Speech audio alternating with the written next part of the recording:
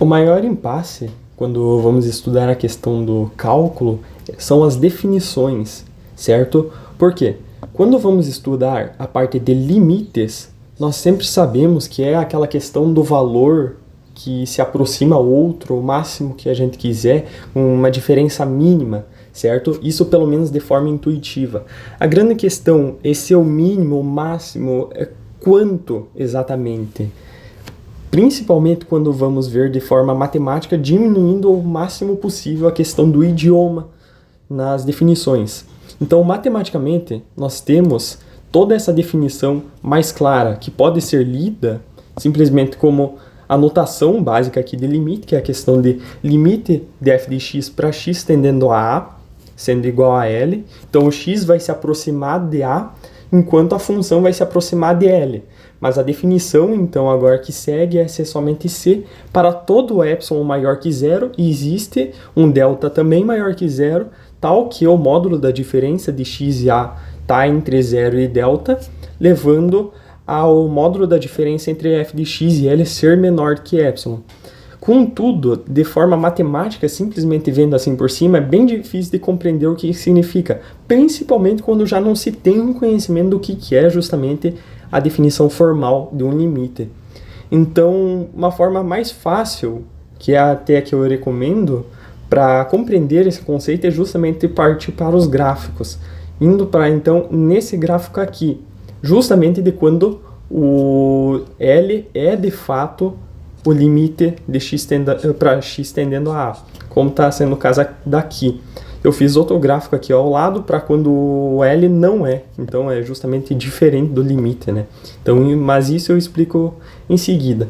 Então, o que significa? O módulo da diferença entre L e justamente o limite vai ser representado aqui. O epsilon vai servir para criar uma vizinhança, certo? Como assim? É o L menos o epsilon e o L mais o epsilon. Gera todo esse caminho aqui que a gente denomina, portanto, a vizinhança.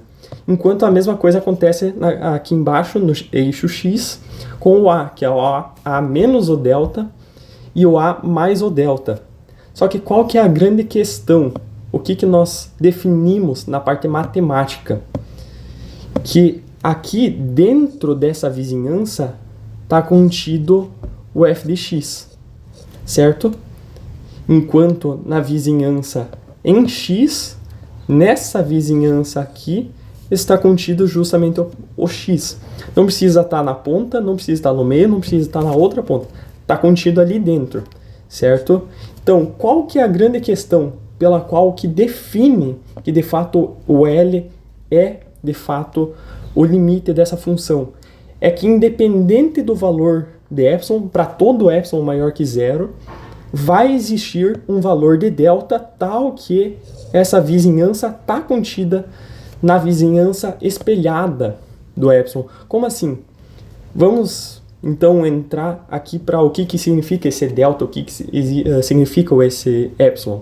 O delta, que remete à letra D do nosso alfabeto, é a questão da diferença, enquanto o epsilon é a questão do erro. Como assim? Em um gráfico, qualquer diferença em x vai gerar também uma diferença em y, como está aqui. Aqui, no A menos o delta vai vir aqui ser representado então no L menos o epsilon, e a mesma coisa na questão positiva, o A mais o delta vai ser espelhado aqui para o L mais o epsilon, certo? Então, mas aqui em cima nós vamos chamar de erro porque a diferença embaixo vai gerar um erro em cima, certo? Mas então o que está definido aqui? Que para qualquer valor de epsilon, sendo ele único requisito ser ele positivo, vai existir um delta qual que está incluso nesse intervalo espelhado, vamos denominar assim. Contudo, vai ser mais fácil de entender se a gente for para justamente quando o L não é o limite, certo? Como é esse caso aqui. O limite deveria ser mais ou menos aqui, certo? Contudo, no gráfico eu representei aqui em cima.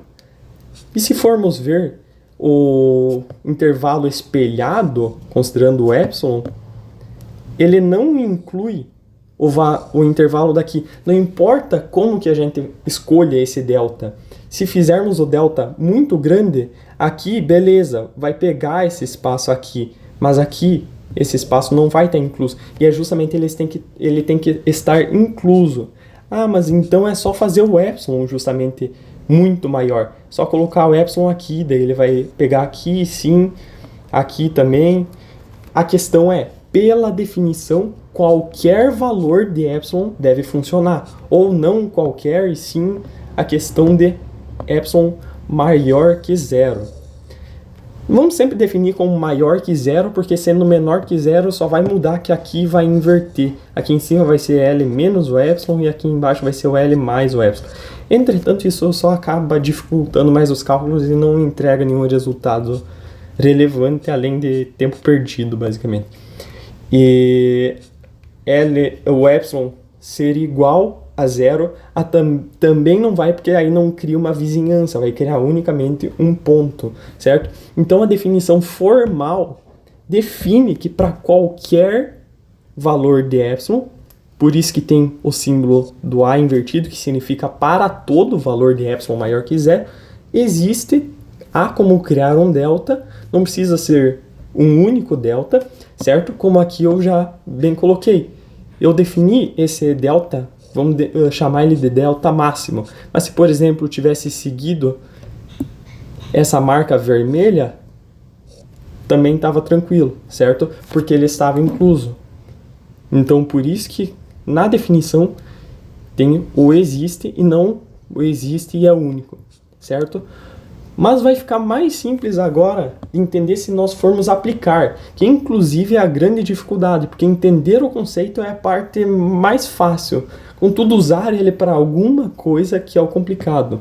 Então vamos usar ele para provar que o limite de 2x mais 1 para x tendendo a 2 é de fato a 5. Para quem já tem um conhecimento de cálculo, sabe que é simplesmente substituir o 2 na questão do x, vai ver que é 4 mais 1 e de fato 5. Contudo, nós sabemos que isso funciona unicamente porque conseguimos provar isso com a definição formal. Então vamos aqui aplicar a definição. Vamos aqui começar pelo delta, que é justamente o que aparece primeiro, né? Então, 0 sendo menor do que x, menos o a. O que é o a? É o 2, sendo menor do que o delta, certo? Para quem já conhece a questão de módulo, vai perceber que isso daqui é simplesmente menos delta sendo menor do que x menos 2, sendo também menor, portanto, a mais delta. Podemos ignorar a questão do zero nesse caso, porque o módulo já é justamente positivo, certo?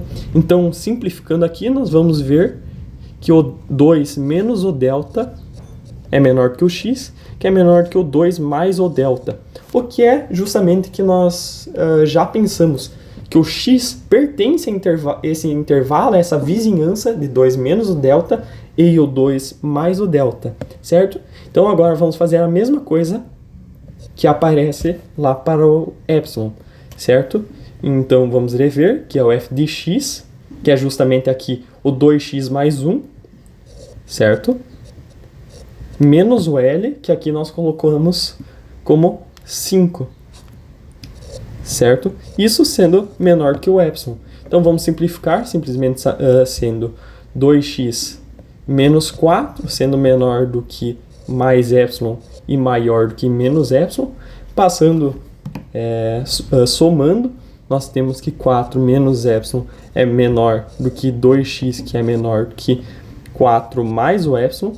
E agora, passando 2, dividindo, nós temos que 2 menos a metade de epsilon é menor do que o x, que é menor do que o 2 mais a metade de epsilon, certo? Então agora nós encontramos um intervalo ao qual x pertence tanto em função de delta quanto em função de epsilon, certo? Só que qual que é o requisito que a gente percebeu? Que essa vizinhança em função de delta tem que estar inclusa nesse intervalo em função de epsilon, certo? Então, passando para a parte matemática, nós vamos simplesmente interpretar que 2 menos a metade de epsilon é menor que 2 menos delta, e que 2 mais delta é menor do que 2 mais a metade de epsilon, certo? Podemos simplificar, cortar a questão dos 2. Aqui nós vamos inverter para poder ignorar os negativos. E aqui já está certo. Agora, um detalhe. Os dois são iguais, então vamos prestar atenção em apenas um. Caso fossem diferentes, a gente continuaria operando os dois. Mas qual que é um detalhe que está definido? Que o delta tem que ser maior do que zero. E isso se preserva, certo? Então, aqui nós continuamos. Contudo, nós temos requisito apenas para o epsilon, não para o delta. Então, vamos simplesmente ignorar o delta e substituir o zero. Passando 2, multiplicando, temos que, para esse limite estar correto, a única coisa é que o epsilon deve ser maior que zero, que é justamente o que nós estávamos procurando. Portanto, está provado que o limite de 2x mais 1, para x tendendo a 2, é 5, certo? Entretanto, se nós formos provar algo errado, o que vai acontecer para nós interpretarmos, então está errado, certo? Então, vamos justamente fazer com esse mesmo exemplo, contudo, substituindo esse 5 por um 7. Já sabemos de cara que está errado, porque, como vimos, é 5. Contudo, o que vai mudar?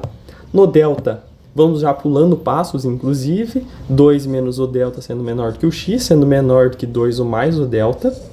E aqui, só vamos substituir que o 2x menos 6, sendo menor do que o epsilon, módulo disso no caso. Então, o 6 menos o epsilon é menor do que 2x, sendo menor do que 6 ou mais o epsilon. Simplificando sobre 2, nós encontramos novamente outro intervalo de x em função de delta e e em função de epsilon, certo? Então, novamente, fazendo a questão para testar se o intervalo de delta está incluso no intervalo de epsilon, 3 menos a metade de epsilon é menor que 2 menos o delta, e o 2 mais o delta é menor do que o 3 mais a metade de epsilon, certo? Então, simplificando, nós vamos ver que sobra isso. Novamente, passando, nós vamos ter isso. Lembrando aquela questão de o delta ser maior que zero e podendo novamente ignorar ele em ambos os casos. E vamos passar para simplificar tudo e ver qual que é o requisito de epsilon, certo? Encontramos aqui que o epsilon deve obrigatoriamente ser ou maior que 2 ou maior que menos 2. Ou seja, se for menos 5, ele não vai estar incluso em nenhuma dessas duas equações. Ou seja, não está funcionando para qualquer valor de epsilon. Aqui não entra aquela questão de epsilon maior que zero, certo? Contudo, não está funcionando para qualquer valor de epsilon, o que já dá a entender, portanto, que esse não é o limite da função. Portanto, como esperado, foi demonstrado. Então, a aula foi isso, olhando sobre a parte formal de limites, tanto justamente a sua definição, visto tanto de forma matemática, quanto de forma geométrica, passando pela questão dos gráficos, tanto para quando de fato é o limite, para quando não é o limite, para então entender a diferença, o que realmente vai aparecer quando não é, e fazendo os exemplos do mesmo caso para comprovar se algo está certo ou está errado. Isso ainda serve para, por exemplo, nós não sabemos qual que é esse limite. É justamente o L e nós queremos passar por todo esse processo para encontrar o limite. Entretanto, isso pode ficar para uma próxima aula, porque é seguir exatamente os mesmos passos, contudo, ao invés de colocar um valor, colocar justamente o valor de L. Então, nós vamos encontrar um valor de L necessário para que o único requisito de epsilon seja ser maior que zero. Entretanto, como eu comentei, isso fica para uma próxima aula. Por hora é isso. Essa é uma das partes mais complicadas, pelo menos na parte inicial do cálculo. Depois disso é basicamente ir aplicando, que já foi conhecido. Em limites também tem a questão de fatoração, que daí já puxa da matemática básica. Contudo, por hora foi isso e valeu!